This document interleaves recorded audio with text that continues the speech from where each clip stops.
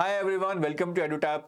So guys, this is a video after a long time on SEBI. So I'll discuss with you why we are making this video. क्या SEBI का notification आने वाला है? And apart from that, I'll also discuss with you the possible exam dates about the eligibility pattern and syllabus. तो सबसे पहले हम ये वीडियो क्यों बना रहे हैं? क्या SEBI का notification is going to come 100%? I want to make it very clear. I want to give you an honest opinion there or honest commentary from my side that there is no 100% confirmation to us from SEBI that this notification is going to come. No 100% confirmation. तो ये SEBI में ही अभी decide नहीं हुआ है कि exam 100% होगा या नहीं. So how can I tell you कि पक्का आने वाली है. But at the same time why then we are making this video जब कुछ कंफर्म नहीं है.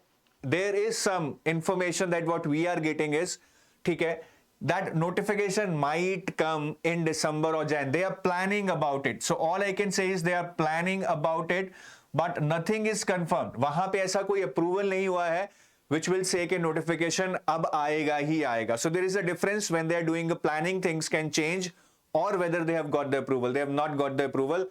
That is the point I want to make. तो अभी अगर दिसंबर जैन में नोटिफिकेशन आता है, अगर आता है, so this is the right time to start, but it's a risk worth taking. So it is not a 100% guarantee, right? It's not a 100% guarantee that notification will come, but as they say, you invest in the stock market when nobody else is investing.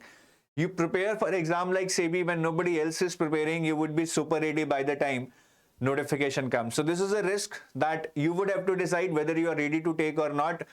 But अगर आपने तैयारी शुरू कर दी और notification आ गया, I think then you would be ahead of others by leaps and bounds. तो ये आपको डिसाइड करना है. And I am not telling you this just because you might feel के सर कोर्स बेचना चाह रहे हैं, ऐसा नहीं. मैं कह रहा हूं अगर आप देना चाह रहे हो और अगर आपको लगता है कि अगर आ गई तो मुझे करना चाहिए, even you can start with self preparation and maybe with time more clarity will come and then you can think. But तैयारी तो शुरू करनी पड़ेगी because once the notification is out, you will not be able to prepare within those 60-70 days whatever you get there. अगर कर भी लिया तो वो प्रिपरेशन उस लेवल का नहीं होगा that you can get selected from that. तो ये आपको डिसाइड करना है. This is what I have told you, but in case you feel कि yes, I want to move ahead, I want to prepare, I want to take this risk, then you must listen about the eligibility pattern and syllabus now, जो कि मैं आपको 2022 का बता रहा हूं. अब 2023 में कुछ नया आ जाए, कुछ चेंज हो जाए, nobody can tell you. ठीक है, चेंजेस हो सकते हैं, but I still feel those changes would be incremental. If I start with the eligibility, so in terms of age, the eligibility says that your age has to be less than 30 years. There is no bar on the minimum age. The maximum has to be less than 30 years. और जो आपकी age calculate होती है, that is generally calculated from the first of the month in which the notification comes.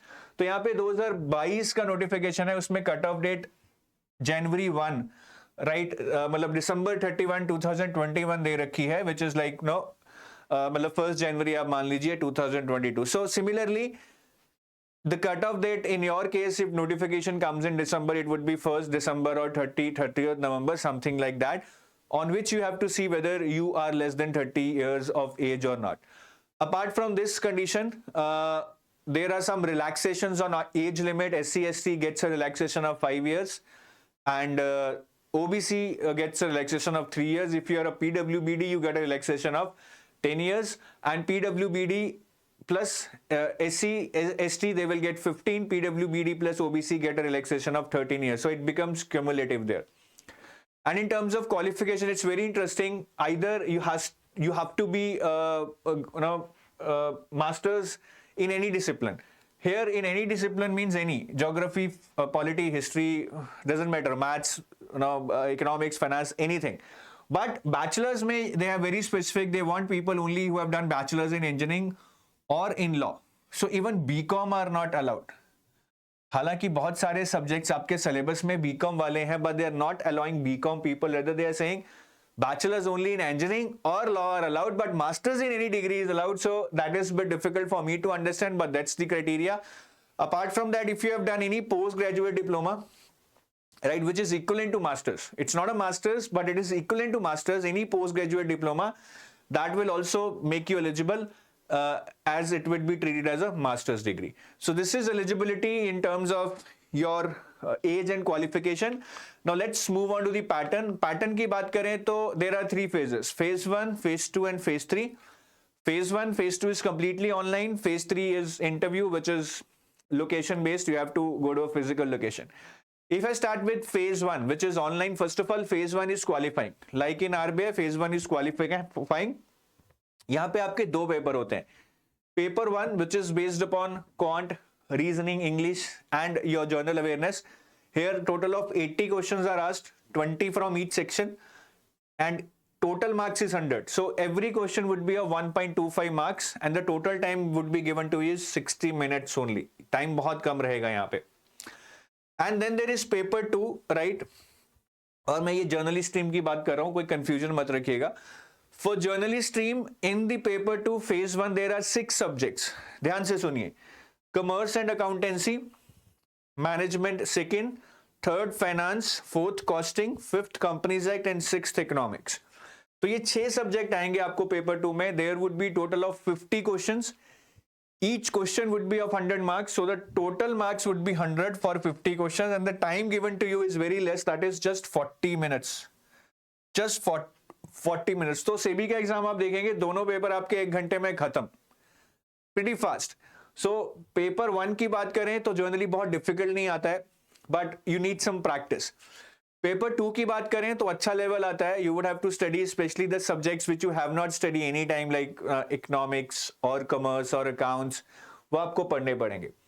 But इतना भी मुश्किल नहीं आता है कि आप कर ही नहीं पाएंगे because you are not from that background, because 40 minutes में 50 क्वेश्चंस आ रहे हैं तो क्वेश्चंस इजी रहते हैं. अब what is the cutoff criteria to clear the phase 1? So here it is very easy. They have defined it very straight away. आपको 30% चाहिए paper 1 में मिनिमम, 40% चाहिए पेपर 2 में minimum and overall the sum should be 40%. मतलब out of 200 your overall score should be 80, provided 30 in paper 1 and 40 in minimum 13 paper 1 and 14 paper 2 you will clear. So जिसके ये condition meet हो गई, अब वो चाहे 30,000 लोग अप्लाई कर रहे हैं और 30,000 के 30,000 इस कंडीशन को मीट कर पा रहे हैं, then they would be eligible to qualify for phase 2. So phase 1 से phase 2 में there are not specific number के अगर मेरे पास 100 सीट्स हैं तो मैं 1000 बंदों को ही क्वालिफाई करूंगा. They are giving opportunity to everyone who fulfill this criteria. So we have seen के सेबी में टोटल अगर 50,000 लोग अप्लाई कर रहे हैं, तकरीबन 10-12 हजार लोग फेज 2 में बैठते हैं. That's a high volume because the qualifying criteria is bare minimum. 30% in paper 1, 40% in paper 2 and overall 40%. So it's a good chance you can easily clear phase 1, but the real battle comes in phase 2. जिसके बारे में हम यहाँ पे देखते हैं. Phase 2 का जो पैटर्न है, paper 1 is descriptive English like the one you get in RBI. You get 3 questions, mostly essay, president, comprehension, but the time here is 60 minutes, right. Unlike in RBI it's not 90 minutes. So time यहाँ पे भी कम है. और paper 2 is same. जो मैंने paper 2 अभी आपको पुरानी पिछली स्लाइड पे दिखाया था about phase 1 paper 2, it's entirely similar two phase 2 paper 2. Same subjects here, same subjects, same pattern. You will get 50 questions worth 100 marks and you would be given 40 minutes here. तो ये हमारा टोटल एक pattern है phase 2 का. यहाँ पे one thing that you need to notice that though both these exams are of 100 marks, paper 1 and paper 2, but the weightage is different. Paper 1 English का weightage 1/3 है, पेपर 2 का वेटेज 2/3 है. That is out of 100 अगर आप लगाएं, इसका weightage 33 रह जाएगा, इसका वेटेज 66 बन जाएगा. So that total out of 100 66 plus 33, मतलब 100 में से इसका 2/3, इसका 1/3. So that scaling would be done later. ठीक है, जब आपके टोटल मार्क्स आ जाएंगे then they would be scaled out, like इसका वेटेज 1/3 और इसका वेटेज 2/3 बन जाएगा. Now who clears phase 2? Though there is minimum cutoff available here. उन्होंने बताया है कि पेपर 1 में मिनिमम 30, पेपर 2 में मिनिमम 40% चाहिए एंड ओवरऑल मिनिमम 50% चाहिए. But this is not a guarantee. In phase 1 it was a guarantee कि अगर आप ओवरऑल 40% ले आए then you will clear phase 1. But here this is just the minimum condition. This is not a guarantee. तो सब बच्चे जिनका ये क्लियर होगा उनमें से फर्दर शॉर्टलिस्ट किए जाएंगे बेस्ड अपॉन द मेरिट. ठीक है, तो सपोज कीजिए किसी के 30% यहां आ गए, 40% यहां आ गए, ओवरऑल 50% आ गए, देन ऑल्सो ही और she is not eligible to go for the interview if he or she is below in the merit list. So if there are say 100 seats, they might say that for interview we will call only 400 people. So even if you have cleared these cutoffs, but आप in top 400 में नहीं है, then you will not be called for the interview. So in phase 2, these cutoffs are just the minimum cutoffs, not the guarantee that you will be called for the interview. So this is the pattern, right? और बाकी 3 times generally they call people for the interview, जितने लोग जितनी seats होती हैं, ठीक है. बाकी negative marking is there in the phase 1 also, objective paper, and phase 2 also objective paper में negative marking रहेगी. So this is about the pattern, ठीक है. बाकी इंटरव्यू फेज 3 इंटरव्यू का वेटेज 15% रहता है, मतलब जो टोटल मेरिट है वो 100 से बनाई जाती है, इस 100 में से 85 का वेटेज दिया जाता है फेज 2 को 15 मार्क्स का वेटेज दिया जाता है इंटरव्यू में. Now you might be thinking sir phase 2 में तो 2 पेपर थे 100 मार्क्स के, वो 85 कैसे वेटेज बन गया? So what ever marks you get out of 200, right, accordingly they will be scaled out of 85. So 85 उसमें से आपके माने जाएंगे जो भी स्केल करके बनेंगे.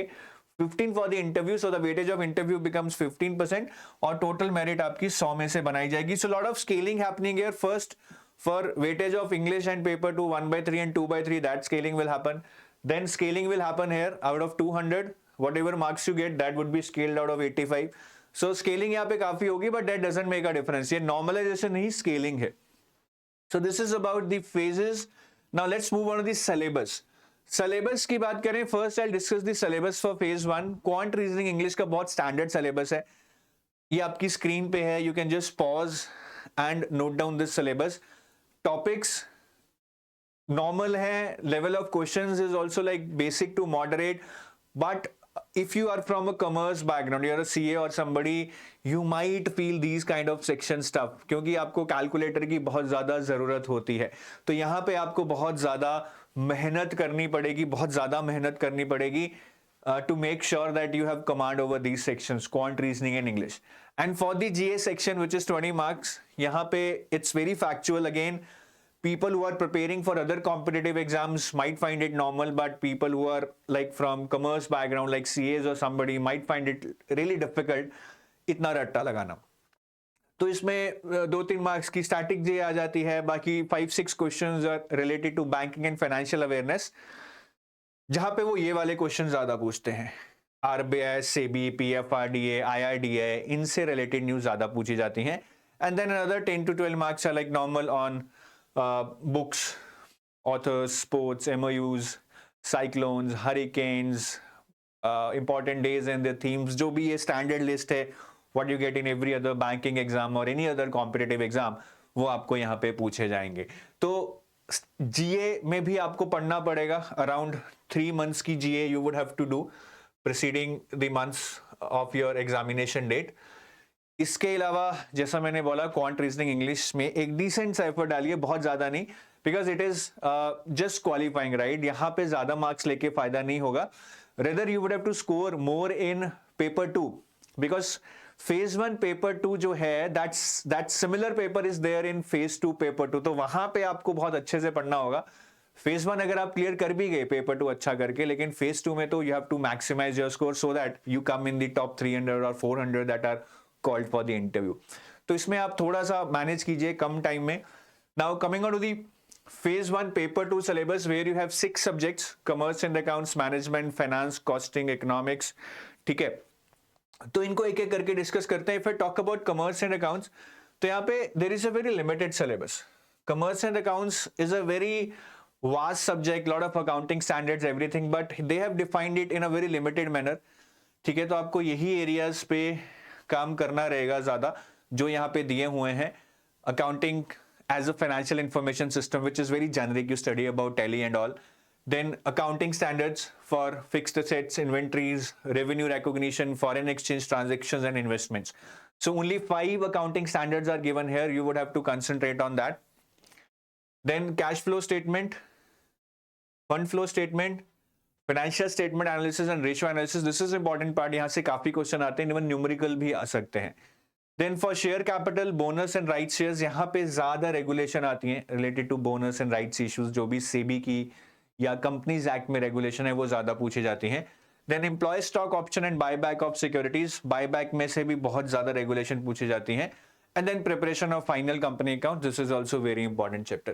Now there are some chapters in your syllabus which are not mentioned actually, but they are very very important. मतलब अगर आप accounts पहली बार पढ़ रहे हैं, do not try to start directly with these topics because there are many topics which are required to understand the basics. Introduction to accountancy, theory base of accounting, जो accounting में different principles हैं, principle of consistency, principle of materialism, वो आपको सारे पढ़ने पड़ेंगे. Then यहाँ पे हम डेबिट क्रेडिट के बारे में पढ़ते हैं which is a basic crux of accounting.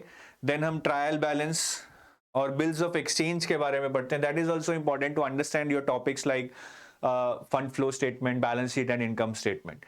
So this is about accounts. Tough subject right, but अगर पढ़ेंगे तो it's very logical, there is nothing to cram. That's the good point. Coming on to management, this is a very standard syllabus. You have topics like management, leadership, motivation, communication. ये standard topics हैं, ठीक है. RBI में भी आप पढ़ते हैं. Apart from HRD, HRD is not in RBI now which used to be earlier. So if you have been an aspirant for RBI, यहां पे आपको एचआरडी अलग से पढ़ना पड़ेगा. The third one is finance, ठीक है. Third one is finance. अगर फाइनेंस की बात करें तो यहां पे हमें ये टॉपिक्स हैं, ठीक है. अभी this syllabus earlier used to be the same syllabus in RBI, but RBI has changed its syllabus. Will SEBI change it or not? That's a question. But for now, let's assume this is the syllabus. Even if changes, I would say there are 3-4 topics that can change. ये वाले topic तो रहेंगे ही रहेंगे, ठीक है. तो ज्यादा change नहीं होगा. डेरिवेटिव्स भी रहेगा, फाइनेंशियल इंक्लूजन भी रहेगा, इन्फ्लेशन भी रहेगा. So there won't be much changes even if it happens. But इसमें आप मतलब सारे टॉपिक्स ही आपको पढ़ने पड़ेंगे. There is nothing like I can say कि यहां से नहीं आएगा. तो सारे टॉपिक्स आपको पढ़ने हैं. Numericals are not being asked much from this portion, ठीक है. ये कोर न्यूमेरिकल पोर्शन नहीं है उनके लिए. They haven't asked numericals from the finance section. ज्यादा से ज्यादा बेसिक पूछ लेंगे, ईपीएस और PE, which is part of your theory itself. Costing में आए तो costing is again a technical subject like commerce. ये आपका सिलेबस है. इसको मैं जनरली 3 पार्ट में बांटता हूं. The first one is first 2 units, right, which is generally about the basics of accounting. The second one is this part, which is basically the numerical part, the core numerical part, जहां से सबसे ज्यादा question आते हैं. And the third part is this lean system and innovation, which is purely theoretical part. Even if you do not do the first 3 units, you can still do the 4th unit. और यहां से आपके generally 3 से 4 question आते हैं. So generally I tell people कि अगर आपको कॉस्टिंग में कुछ भी नहीं करना है, आप सिर्फ 4th यूनिट कर जाओ, which can be done in 2 hours, and you can still be able to solve 3 to 4 questions in the exam out of the 10. और जितने भी पूछेंगे वो 8 या 10. तो थर्ड यूनिट पे न्यूमेरिकल्स पे फोकस करना है, जो थर्ड यूनिट है. 4th यूनिट हमें छोड़ना नहीं है. It's very scoring, very easy. First units anyways आपको पढ़ने पड़ेंगे. बेसिक्स तो आपके तभी बनेंगे. Third unit you will be able to do only if you do the first 2 units. So this is about costing, ठीक है. Next companies act, factual. मतलब अगर कॉमर्स और कॉस्टिंग लॉजिकल है, this is completely factual subjects. But the good point is that they have not given all the Companies Act chapters. They have given some specific. Chapter 3, which is on prospectus and allotment, I think. Chapter 4 is on share capital and debentures. Chapter 8 is on dividend. Chapter 10 is on audit and auditors. Chapter 11 is on appointment of directors. यहाँ पे board और उसकी powers के बारे में discuss किया जाता है. Chapter 12 and this chapter number 27 is on NCLT. So these are the basic chapters in your syllabus, ठीक है. उसके अलावा I would recommend that you read 2 more chapters. First one is Companies Act का chapter 1, which is basics of Companies Act. यहाँ पे काफी important information है. There are lot of definitions which I want you to understand because those are being asked in the exam. After that, if you get time, chapter 9 of Companies Act, that is accounts of company, you can have a little bit look on the important clauses so that यहाँ से भी अगर कोई out of syllabus question आए, you are able to understand. So this is about the Companies Act. And Companies Act से जो question आते हैं generally section number से, those are basically related to section numbers where entities have been given lot of power. कभी SEBI को, government of India को, auditor को कोई भी बड़ी पावर दी गई, उसी सेक्शन के ऊपर क्वेश्चन पूछा जाता है जनरली। जैसे कि किसी को रिमूव करने की पावर है, किसी को अपॉइंट करने की पावर है, किसी को रजिस्टर करने की पावर है, पेनलाइज करने की पावर है, किसी चीज को इशू ऑल्टर करने की पावर है। ऐसी पावर्स के ऊपर सेक्शन नंबर्स या फैक्चुअल क्वेश्चंस पूछे जाते हैं। जैसे कि the removal of director has been provided in which section of the Companies Act, removal के ऊपर क्वेश्चन है। Which section of the Companies Act gives power to SEBI, किसको? Power to SEBI for issue of capital and transfer of shares, issue की power है। तो ऐसी जितनी भी क्रिटिकल पावर्स हैं उनके ऊपर आपको क्वेश्चन पूछे जाते हैं एग्जाम में। सो उन्हीं के सेक्शन नंबर्स और उन्हीं से रिलेटेड फैक्ट्स बहुत बहुत अच्छे से करने हैं। बिफोर डूइंग एनीथिंग एल्स ये तो कर ही लीजिएगा। Economics का syllabus is also very lengthy in a way, and it is divided into two parts. This is kind of macro, the upper part is micro. Macro is bit easier to understand. बहुत सारे लोगों ने RBI, NABARD या UPSC के लिए macro पढ़ा रहता है, inflation, balance of payment and all that. Micro is more or less curves related, graphs related, जिसमें हम Keynesian approach, consumption function, ISLM, ये सारे टॉपिक्स हम करते हैं जो कि थोड़े से मुश्किल हो सकते हैं for somebody who is reading it for the first time, but again questions basic आते हैं। आपको ये समझना पड़ेगा, even in the technical subjects like commerce, costing, economics, the questions that are coming are not very much in depth. They're neither very easy. It's a exam of SEBI, which is the regulatory body of the capital markets. तो exam इतना easy नहीं आएगा, but बहुत tough भी नहीं आता, because they know they are hiring people from the journalist stream. तो इसमें आप पहले बी यूनिट कीजिएगा हमेशा, because that is easy, then you move to the A unit. Then जो फेज 2 का सिलेबस है उसमें मैंने बताया था 2 पेपर्स हैं, पेपर 1 और paper 2। Paper 1 is descriptive English, entire paper is descriptive, you will not get any MCQs. यहाँ पे आपको essay, precis and comprehension, you will get 3 things. Essay की बात करें, you will get 1 essay on say mergers and acquisitions, मतलब finance related. 1 essay generally on technology on internet, role of social media in education, is internet a boon or bane, something like that, जो मतलब technology या internet से related है। एक आधा abstract भी आ जाता है और एक आधा सोशल इश्यूज पे आता है, women empowerment, drug abuse, all that, I mean हमारी सामाजिक समस्याएं। Then precis, where you get a paragraph and you would have to further summarize it, and then reading comprehension, the same way you have been doing in your board exams in 10th and 12th. So ये paper 1 phase 2 का syllabus है। यहाँ पे descriptive paper है, typing speed will matter a lot. 60 minutes में you would have to do 3 questions, essay, précis and comprehension, और comprehension में within the comprehension you get 5 questions. So it can be lengthy for somebody who has not practiced it well, तो यहाँ पे practice करके जरूर जाइएगा। Then जो paper 2 phase 2 का सिलेबस है, that is entirely the same that I have discussed in paper 1, phase 1 paper 2. So phase 1 paper 2 and phase 2 paper 2, they are entirely same, the pattern is same, the syllabus is same. I think the only difference is the level of questions. वहां पे थोड़े से easy to moderate आएंगे, यहाँ पे easy भी आएंगे, moderate भी आएंगे और tough भी आएंगे, तो थोड़ा level में फर्क आ जाएगा। So this is about the syllabus, this is all. जाने से पहले जरूर बताऊंगा, in case you are a serious SEBI aspirant, आप ये गाइड बुक जरूर डाउनलोड कीजिए। This is everything about SEBI. This will tell you about the promotions, departments, hierarchy in SEBI. You will also get previous year questions of SEBI. You will also get the detailed syllabus of SEBI. The one I have told you even in more detail you will get in this guidebook. तो आज इसको download कीजिए, and this can be really eye opener for you about the SEBI and about the needs of the exam. So I take your leave, ठीक है? और इसको download करने के लिए there is a link in the description of this video which is entirely free. सिर्फ link पर click करना है, डाउनलोड करना है और एंजॉय करना है। Have a nice day. Bye bye. Love you all.